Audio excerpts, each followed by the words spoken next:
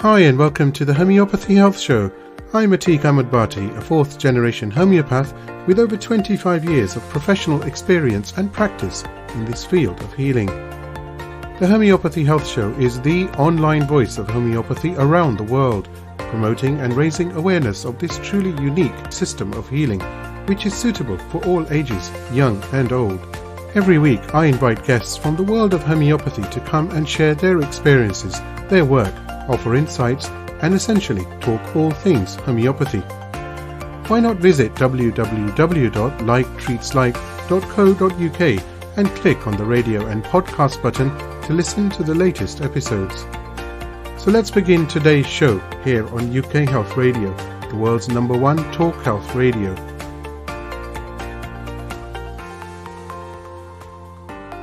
Hi and welcome to another episode of the Homeopathy Health Show with me, Atiq Ahmed Bhatti. As always, it's a real pleasure to be hosting this show, and I have a wonderful guest with me today, all the way from South Africa, Dr. Anthony de Pontes, and he actually lives just outside the renowned Kruger National Park, and we will be talking about that, believe me.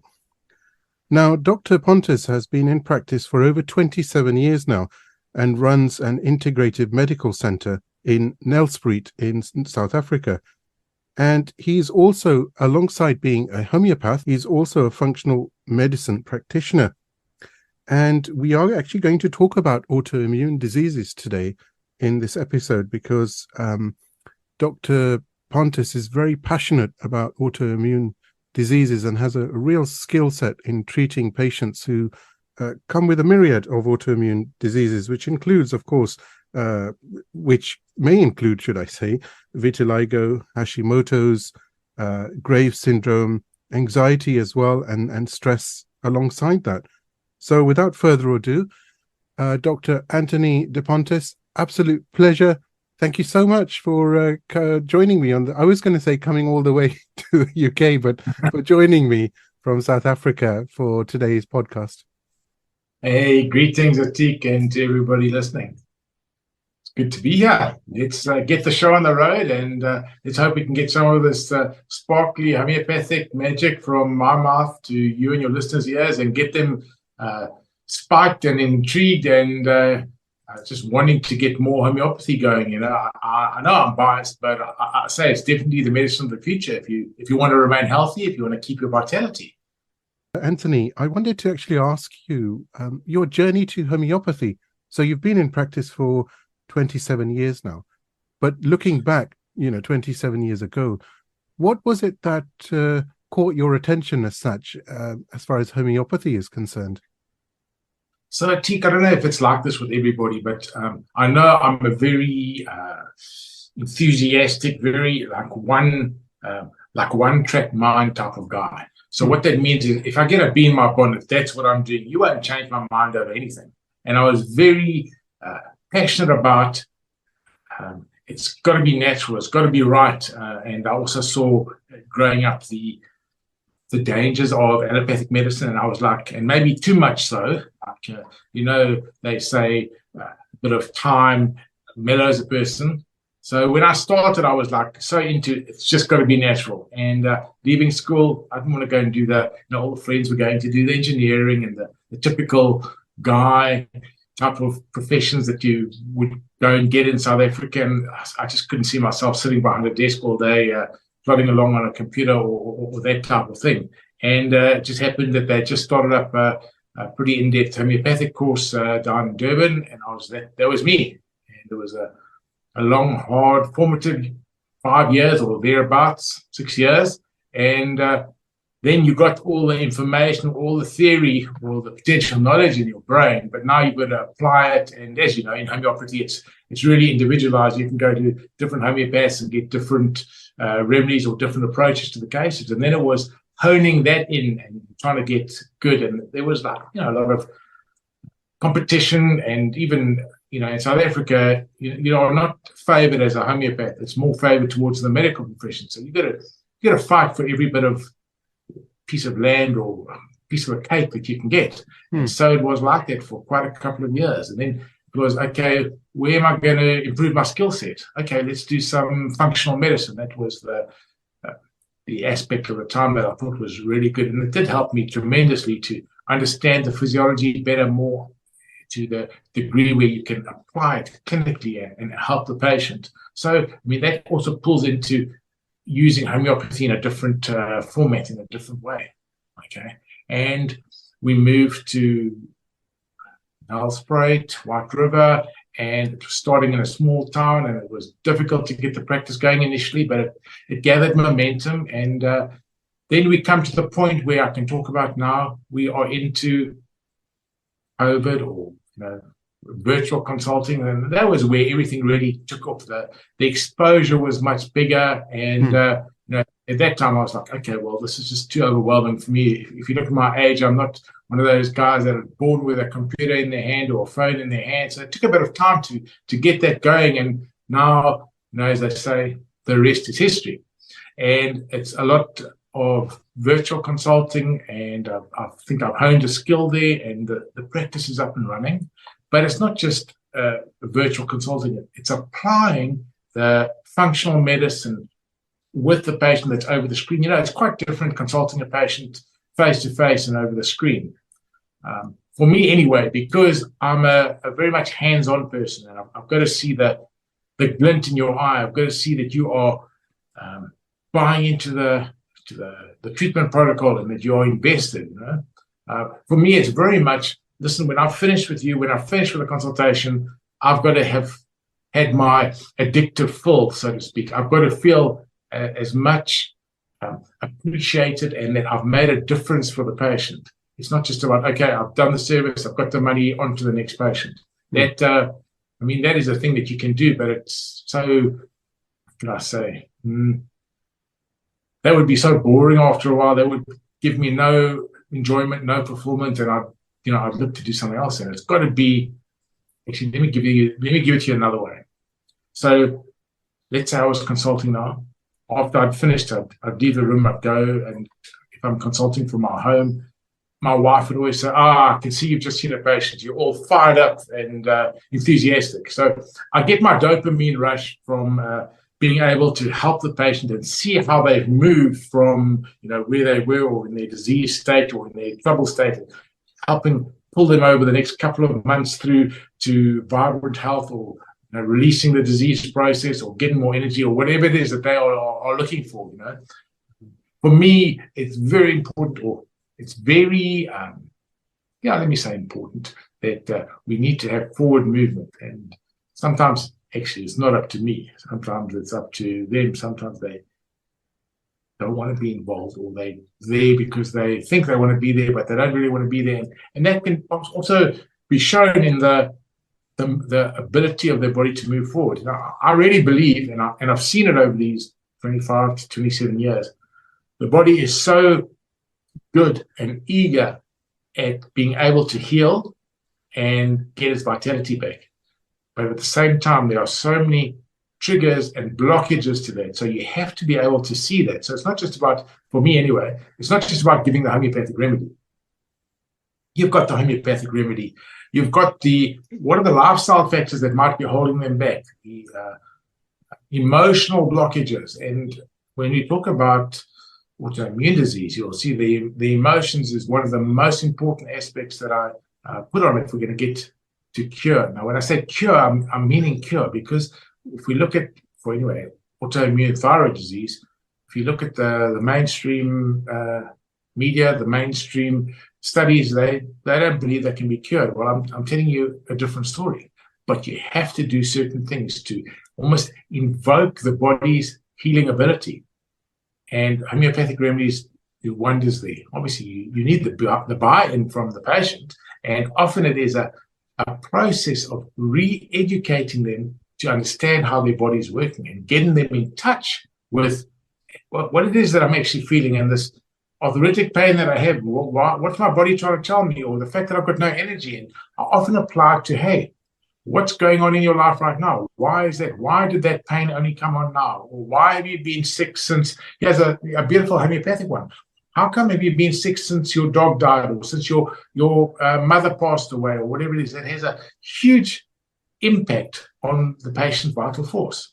You know about the vital force, but it's getting that to move in the positive direction. You're absolutely right. I with thyroid problems, for example, thyroid conditions as such, I've had thousands of patients over the last, decade, and who've had underactive thyroids. And through the process of consultation, we can use that word because they don't have an underactive thyroid anymore. So what does that mean? That means a cure, doesn't it? What else can it mean? And it doesn't come back, and they don't need a trickle dose of medicine. It's gone, and they're living their life. So, you spoke about the consultation process and the remedies themselves, but so much can be done in that consultation. And you spoke about the shift and how people change, and it's just about letting go, isn't it? Sometimes just talking about, they say 50% of the cure is just being able to share it with somebody who can listen to you. So important, especially in today's society where everything is like, you've got 5 minutes, or you've got 10 minutes, or sorry, I have to go somewhere. Sorry, I can't talk right now. It's so important, isn't it? That's what I call an instant gratification society or generation, where I want it now. And listen, I've taken that medicine for a week now. Why aren't I cured? No, this doesn't work. So that's where I say there's a huge, big awakening, or a big education that is needed for the public at large. Right? They haven't been brought up on that way of looking at disease or health. So it's the change in mindset, and again, I'm going to punt this. You have to have your emotions in check. To give you an example there, if you are holding a grudge or an anger or something like that, from a physiological perspective, that's going to put the brakes on your immune system. All right?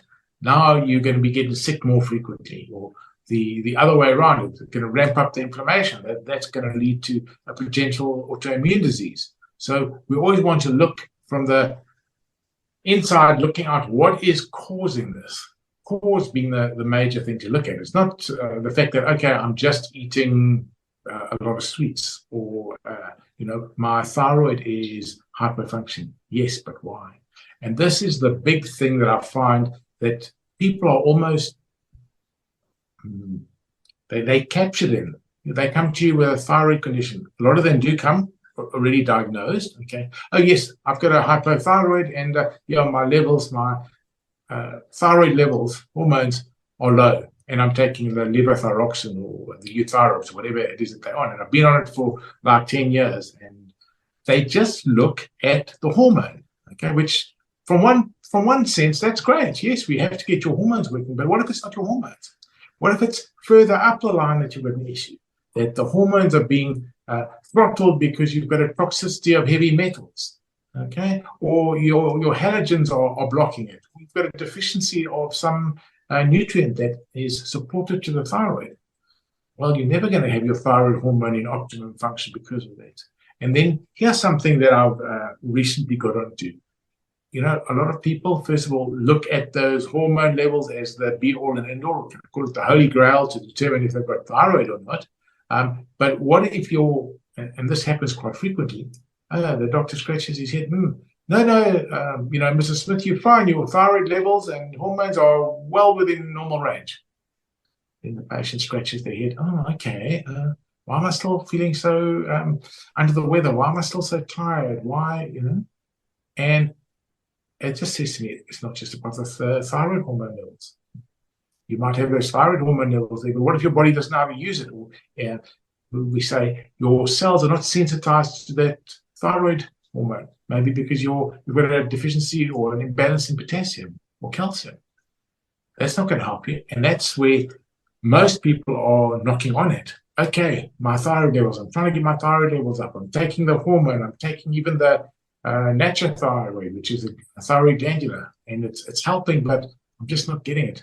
What people need to understand is it's not just those thyroid levels. It's the whole package. In homeopathy, we talk about the equilibrium, the balance. So, yes, you can have your thyroid hormone level, but you've got to have your emotions that are linked to that as well, because your emotions will push out your neurochemicals, which will help to stimulate or reduce your hormones. So it's a whole long chain of events that has to be in place. And that's where I draw my inspiration from, or that's how I get my thyroid patients moving forward. It's also changing a lot of their expectations, because what do they think? Oh, well, I've had this for 10 years now.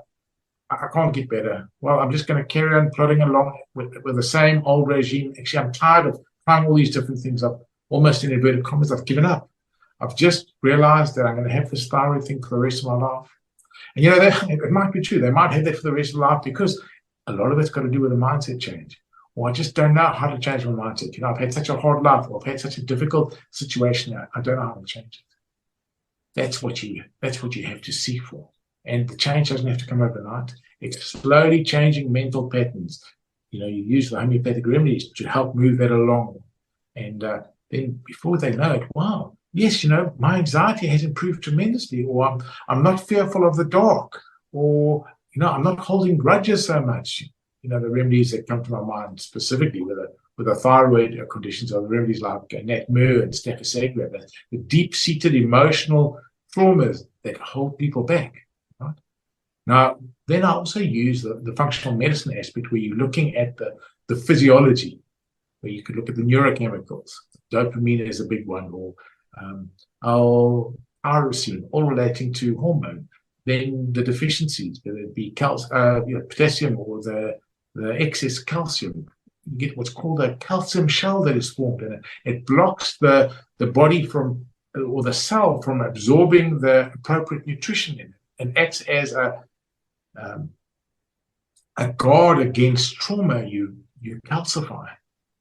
That's good. It might keep you alive, but you're not functioning at optimum. So it's to, again, break down those barriers so that your cell can be functioning optimally, the osmosis of the fluids coming in, etc., and the diffusion as it should be, and the right mineral content going through. And, if you want to get up really there with homeopathy, the right thoughts and feelings coming through. And that often can be difficult today, because, hey, I'm not just sitting at home relaxing. I've got a stressful job, or I've got to be out there in the marketplace where there's this pressure and that pressure. And your body goes into this fight or flight mode. So you find that a lot of people with thyroid conditions, and they might just start off with a hyperthyroid, which is an overactive thyroid, or they might, this is more the norm, that they go hypothyroid, which is a low thyroid function. And they start off with that, but they're pushing and they're going as much as they can. They might even take suppressive medication. But what happens is they get an autonomic dysfunction of the nervous system. So that autonomic nervous system regulates your body. Okay? And now they can't regulate properly. And when they're not regulating properly, they get the autoimmune situation. Their body is attacking itself. And they don't mean it to. Your body is, I use the example of, Tika, if you were sitting here and we were chatting like this, and all of a sudden I start punching myself in the head, you can say, whoa, this guy's a bit crazy. As soon as this interview is over, I'm just like taking him off my contact list. But that's what's happening in your body when you've got an autoimmune condition. All right, your body is attacking itself. Okay, like punching yourself in the head. Your body is attacking itself. Now, nobody who is not insane is going to do that. So your body has gone insane. It's lost some function, and it's doing that inappropriate thing. But what if it doesn't know that it's doing that inappropriate thing? And that's what I'm talking about when you've got the autoimmune and your body cannot regulate properly. You see? So we've got to get the body back to being able to read itself, getting the body back to be able to regulate itself. And you have to have that autoimmune nervous system functioning at optimum. Okay? Which means, just in a nutshell, and these are basics here, you've got to sleep properly. How many people aren't sleeping properly? Okay? Oh, I've got too much stress here. I'm working too hard. Maybe their diet's not good. Whatever the reasons are, they're not sleeping properly. They cannot regulate. It's a process called autophagy. So I use an analogy like this. So you drive your car, and every, I don't know, is it 10,000 miles, it's got to go in for a service. You take it in for the service, and the next day you get it back, and you drive your next 10,000 miles. You are not worried because you know it's not going to break down. It's been serviced, the oil has been changed, etc., etc. Now, us bodies, our human bodies, we also have a service interval, and our service interval is every 12 hours. Every 12 hours, we need to send it into the shop to get serviced. And those 12 hours are when we sleep. The body goes through a process of autophagy. It's cleaning the oil and the filters. It's renewing the cells, getting rid of the inflammation, however you want to appropriately see that, so that for the next 12 hours when we are on our feet, when we're working, our bodies can function properly. Our autonomic nervous system can apply what it needs to appropriately to our situation, to our environment, to what we eat, to how we think. Okay? So can you see how important it is? And now if I ask you, I mean, you there in London, you can, if you had to rise up above the city centre, you'll see everybody's like ants rushing here, going there, getting the underground, whatever it is. It's totally imbalanced. And that's why we get in these autoimmune conditions. It's an imbalance in the way we are functioning. Our bodies are set to certain circadian cycles and rhythms, and we're totally against that, or in contrast to that. And after a while, or after a time, our body says, I just can't. And it flips a trip switch, and we would get the hypothyroid, or maybe adrenal dysfunction, or whatever it is appropriate to the person. In homeopathy, we talk about the miasmic influences. Well, those miasmic influences are going to be, more pressure is going to be put on that. And you might have a psoriatic issue happening. And if it's psoriatic, maybe you're going to be looking at your psoriasis as the autoimmune condition. So you can track these things quite nicely. The patients that are really benefit are if they're really open to homeopathy, and then this is just my personal thing. If we can build a really good working relationship together where they can buy into the treatment, because I don't know if you've had this, I don't know, surely you must have had this also with patients. Sometimes you can get an aggravation. And a typical example I use, it was a patient recently, she had some rheumatoid arthritis, which is also an autoimmune condition, and started treating her, and she was on all these drugs to start with from the medics to kind of keep her stable. And she actually came from a home that was very medically orientated. And I started to wean them off that and explain it to them and educate them in this. And I think it was about 3 months later on the treatment, and we weren't having very good success, And I was like, oh my goodness, I've just got to keep them on the line almost for a little bit longer. And then the little girl, she was 9, she got a flu or a fever. Okay, I thought, great. I said, please just don't take the antibiotics. Anyway, very nice. They stuck with me, and we didn't do that. And then after the fever was over, I think we used causticum there to help clear that with the joint pain. After the fever was over, the mother mailed me back. She said, my daughter's doing so well. The pain has left. She's got energy again, etc., etc. We all know what that means with the Herring's law of cure, and how the body was able to throw the disease process off because it was allowed to follow the route forward, And now we're just continuing with rebalancing the mineral ratios. And I'm telling you, that daughter is going to be healed of her rheumatoid arthritis. Now, I'm not just giving homeopathy the glory. We definitely prayed for her, and we agreed with the parents, and they are very big Christians, and so that's what happened. And I believe the Lord touched that little girl as well. So those are the case histories that really get me going and get me excited, enthusiastic, and it seems to be happening more and more. Those are cases that are very chronic and move forward very slowly. Yes, she was a youngster, which was great, and that helps a lot. But even in adults that are older, it's also happening. There's so much knowledge that you have there, and that's why I was listening intently, because there's an incredible amount of knowledge that you have, which is making such a difference to people's lives. And you spoke actually just at the end, you said about the fact that it's homeopathy and it's a few other things as well, and you prayed for them, and that really resonates with me, because I pray for my patients every single day. You mentioned about the tests when we go for blood tests, and they say, because of your TSH levels or T3, T4, whatever, you have hypothyroidism. Let me just actually go back a little bit. So let's go back to the 1950s, 1960s. How would most physicians diagnose you? Had proper physicians then. They would be your doctor. They would use their skills to diagnose you, right? And they'd tell you that you are hypothyroid. these days, the doctors don't use their skills so much. They just rely on these lab tests. And like I said to you, if you had asked me about a year ago, I'd say, yes, good, nothing wrong with that, except for the perspective of this. Most of the time, the lab tests that the people do are, you cannot with certain say, yes, you're hypothyroid with that, or hyperthyroid with that. Okay, they do the incorrect lab tests or the inappropriate lab tests, and then you get the point where a lot of doctors they interpret it incorrectly, so that the patient is left with yeah, I'm hypothyroid or I'm hyperthyroid, but actually that might not be fully the case. It's got to do with the regular levels, or are you looking at the functional levels of these lab tests? So there's a whole lot going around there. But, here is what do you call it when your attention is being diverted? You're just looking at these lab tests, all right?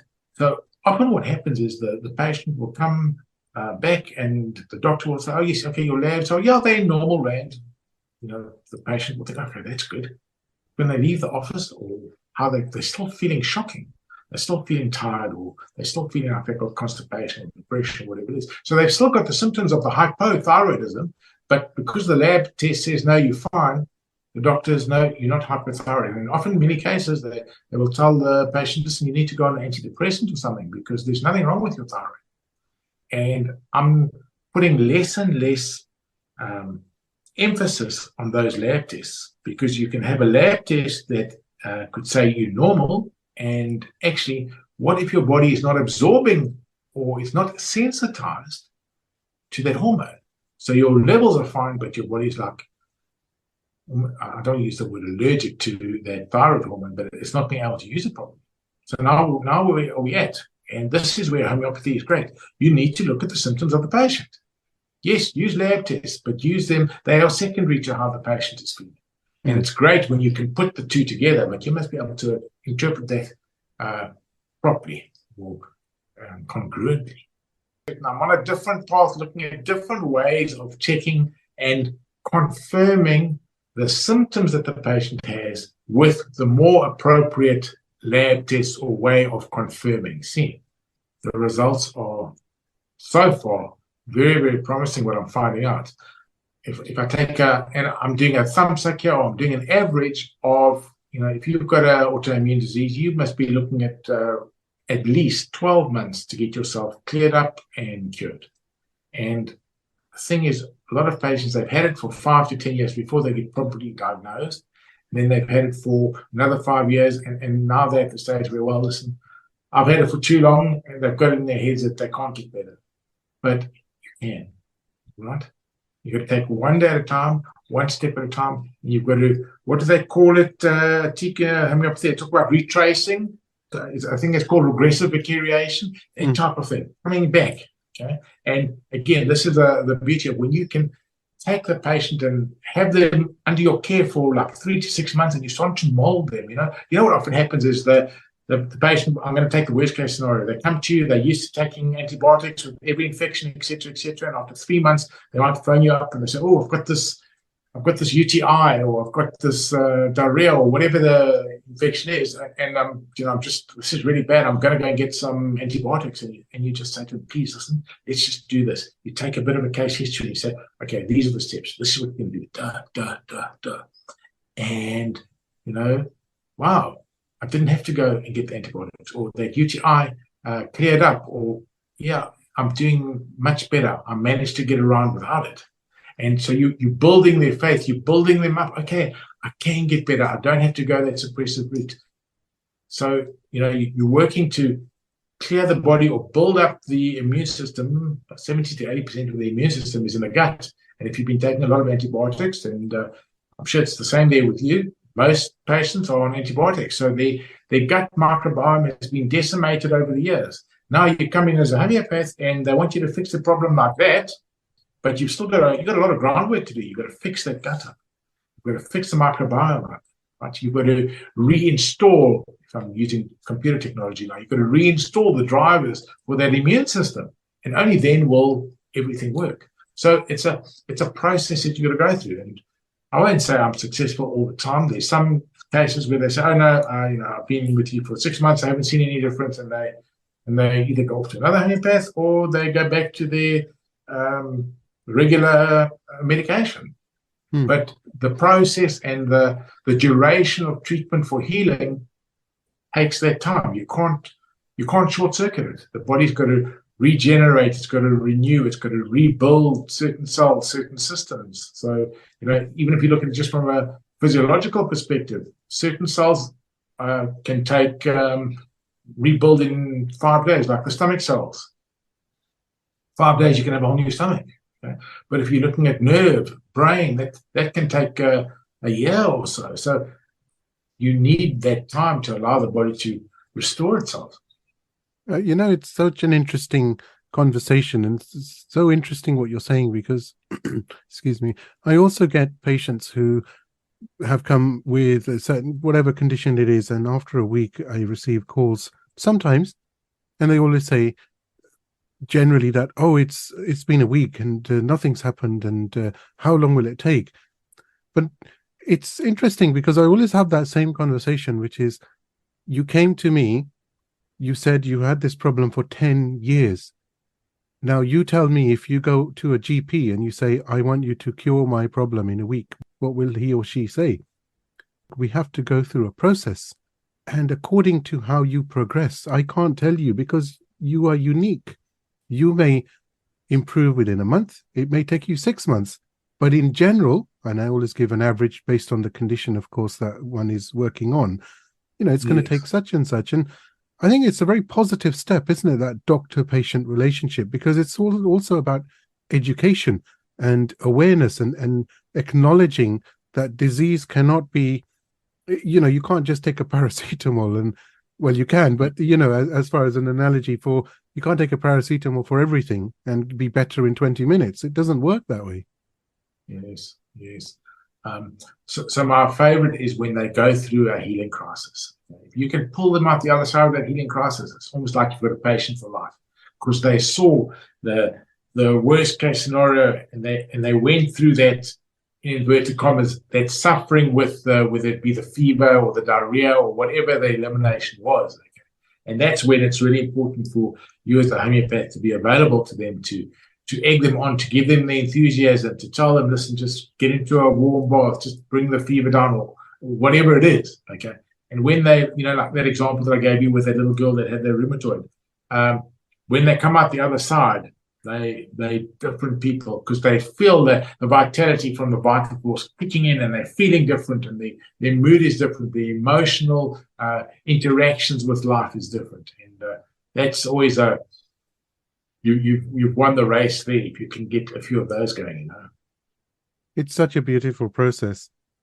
Now, Anthony, I must talk to you about Kruger National Park. Totally different subject, but it's so important, I think, that the place that you're in can actually facilitate healing, and climate, and has a very strong link to health. So where you are, of course, you've shared some pictures with me, and those pictures have already gone out the last several days before the podcast, of course. And it's such a beautiful place. And sometimes if you're in a certain, I was going to ask you what your thoughts are about this, but if you're in a certain place which is calming, a bit of green, maybe birds singing, and you feel that calmness, and no doubt that can help, because we spoke earlier, and you were saying about in London, and you go into London and it's just so manic, it's non-stop, and it's relentless, and you're being, especially if you're using sort of the metro or the underground, pushed and shoved, and it doesn't help, because it actually it aggravates the stress levels even more. And it's so important, isn't it? Healing, and to be at one with nature. However cheesy that sounds, but it's so true. Yeah, I like what you said there. And I just want to say to you, it's very easy for me to talk about these things and just do that and just do that. It's to implement it is a different thing whatsoever. It is very challenging, because you're changing your mindset, you're changing your actions, you're changing the way you do things. And I'm just as guilty. Sometimes my wife has to say to me, listen, you've been too busy. I can see you getting burnt out or you're exhausted. We need to get away for a weekend or a week or whatever. And then we just head to the park. And when I'm at that stage, I'm like, actually, I don't even want to go for a game drive. But when we come in, we see the game, and then we will go and be in the, it's called a rondavel. So it's Afrikaans word for round. It's like a roundhouse. It's a thatched little house, and that's where we stay. We'll stay for the weekend, and just, there's no Wi-Fi. There's none of this. You're literally in the bush, far away from everything. You have what we call a braai. I suppose what you call it is a barbecue there at night, and it's just the stars, the fire, unwinding. That's so important. And then when we come back home on the Sunday, it's like, I feel like a different person. And everybody needs to do that for healing. We were talking about the circadian cycles, and just then you go to bed at a decent time. You're not up till late and burning the candle at both ends. It's just a rejuvenation. It helps to reset that autonomic nervous system that I was talking about. And when I get back on the Sunday, I'd be ready for work on the Monday then. But on the Friday when we left, I was totally exhausted. It's a wonderful way to rejuvenate yourself. Just be there in nature. And it doesn't have to be at the Kruger Park. If you've got some place where you can go to in your environment, which is, because if you're looking at nature, you've got that, what they call the Sherman frequency. It is, I think it's 8.77 or 7.88 hertz, something like that. Okay. And that just like grounds you and calms you and helps you to sleep better, etc., etc. I call it the silence or the stillness, because I don't know if it's the same with you, but when you're working, everything's busy, the cell phone's ringing, this is happening, the TV's on, all of that. It's just all totally unnatural interactions that are affecting your body, the EMFs, etc. And just getting away is so needed. And it's part of the lifestyle factor changes that I'm trying to get the patients to put a bit of preference to, and to see how important it is. You get so busy, you don't realize, I just need to take some time to stop. You just keep going, and that burns out the adrenal glands, which then actually causes your thyroid to tank, and you're in that big mess because of that. Now you've got to reinvent yourself, or you've got to reverse that process. So it can be challenging, but it's most definitely doable. Don't let anyone ever tell you that you're going to be stuck with this for life. You can reverse it. You can reduce and eliminate all that inflammation and get your endocrine system back on track. Is it going to be easy? Probably not. Are you going to be stretched? Yes, but you're learning everything, and you're becoming the new you. Okay, you are throwing out those emotional patterns that actually got you into that state in the first place. You're throwing those out, and you're reinventing yourself. And don't let those words make you think like, I can't do it, or I won't be able to do it, or I don't know what to do. You don't need to know to do anything. I'll help you with it, and we'll take it step by step.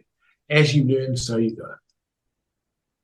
On a lighter note, because you mentioned Kruger National Park, so the game, they probably know you now, don't they? They probably think, they probably think it's a doctor again, isn't it, and his family. Leave him alone, eh? If I think back 20 years when we first came here, it was like, wow, look at all those animals. Look, we saw this, we saw the lion, and now, you see it and you're like, oh, okay. What are you doing here, isn't it? Yeah. What do you want? Yeah. But no, every time it is breathtaking. And, I remember we were driving a section of road, and there were these elephants, and they're big, gracious things, except if you are in the way of that elephant and it starts flapping its ears, you've got to either make sure that you can reverse really quickly, or that they go off into the bush. There have been a few close calls, but it's I'm still here to tell the story, and it was fun at that time. And now you're used to those things where maybe a visitor to the park from a different area of the world is not used to that. That would be a totally overwhelming thing, but it's just part of life now. That's what happens, So, it reminds me of a story. My uncle who was a homeopath, lived in Nairobi, and I went there several times, and of course he helped me a great amount. And also watching him work in clinic, and him mentoring me and learning from him. Okay. And I remember that on a weekend, my cousin, his eldest son, took me to Nairobi National Park. And there was a slope, so we had to go uphill, and it was a small car, and it was myself, my wife, himself, and his wife. As he went up the slope, the car conked out, and it stopped, and we were in the national park, so giraffes, elephants, cheetahs, and so forth. And he said, "Can you get out and push?" And I said, "This is a true story." I said, "You're joking, right?" Because obviously for me, the fear factor was exaggerated thousands of times more than for him. He said, "No, we can't go anywhere, otherwise the car's rolling back." So I did it very reluctantly and with great fear. And as I pushed the car up, once the car starts, he pushed the accelerator down, and it wasn't far, but he just drove off. And I'm just standing there thinking, well, that's it then. This is the end. This is not the way I wanted to go. I haven't even started my career yet, but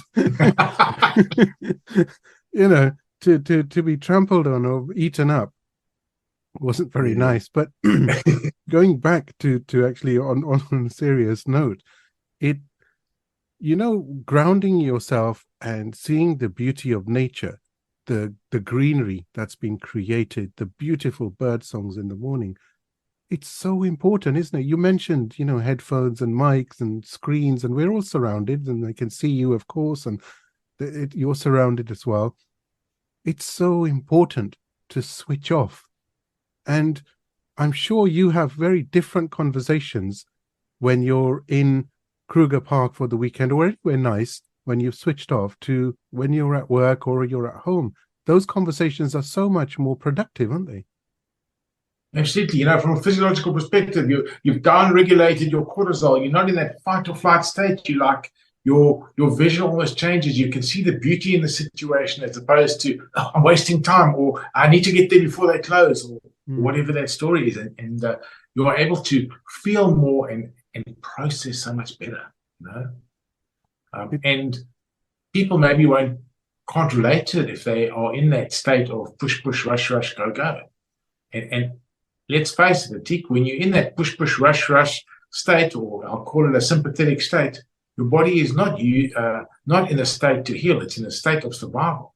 I talk to patients who have got infertility, right? And the majority of them that have got infertility, they like that because they're in the sympathetic state. And I say to them, listen, if you were wanting to get it on here with your husband and everything like that, and then all of a sudden someone burst into the room with a gun and held you up, would you still be wanting to make out with your husband? They're like, look at me. No, of course not. I'd be petrified with someone else. I said, well, that's how your body is. And when it's in that state, it's not in a position to get pregnant. So you have to get into that parasympathetic or that resting and digesting state to allow your body to start healing. And not many people today are in that state, in that condition long enough. They don't sleep properly. Okay, they are always stressed. So healing is going out the window like that. You have to make a concerted effort, more so now than ever before. Something as simple as I've always got my cell phone on and I'm sleeping with it next to my bed. That is stopping you from getting into your delta sleep, which is when your body goes into the autophagy and the regeneration and recovery. So many people sleep with a route on in the house. Okay, you're stopping your healing. You're stopping your body from regenerating. Why can't I get better? I've been taking this bloody homeopathy for so long now, or I've been taking those pills for so long, it's not working. It's not the remedy, okay? It's the situation that you find yourself in, the environment that you find yourself in. Your body is not able to relax, recover, and regenerate because of those stresses and those pressures. So your environment is hugely important. Anthony, it's been an absolute pleasure. And I must say that there are some beautiful Instagram reels that Dr. Anthony is pushing out there as far as autoimmune disorders and thyroid tips and advice. His Instagram handle is Dr. and this is all lowercase, Dr_Anthony_de Pontes, or you can just follow me _treats like, and you'll see me often sharing his story. And for more information, you can also go to drdepontes.com.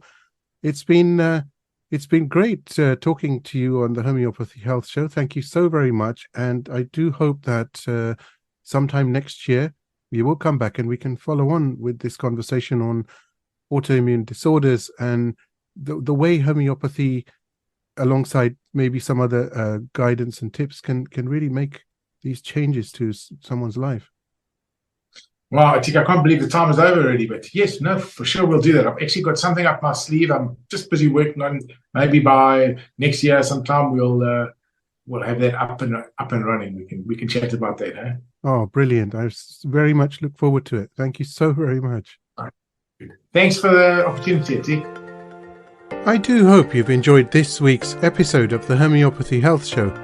Please do support the show by clicking follow on my socials.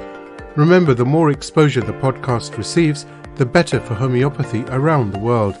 You can find me on Instagram by searching for @like_treatslike, and on both Facebook and TikTok by searching for @like_treatslike. So let's promote the voice of homeopathy on radio and podcast around the world together. Don't forget to visit me online at www.liketreatslike.co.uk and click on the radio and podcast tab. Here you'll be able to see all the guests that have joined me on the show so far, and of course you can stream on demand the latest episode to your mobile, tablet or PC. Until next time, stay safe and take care.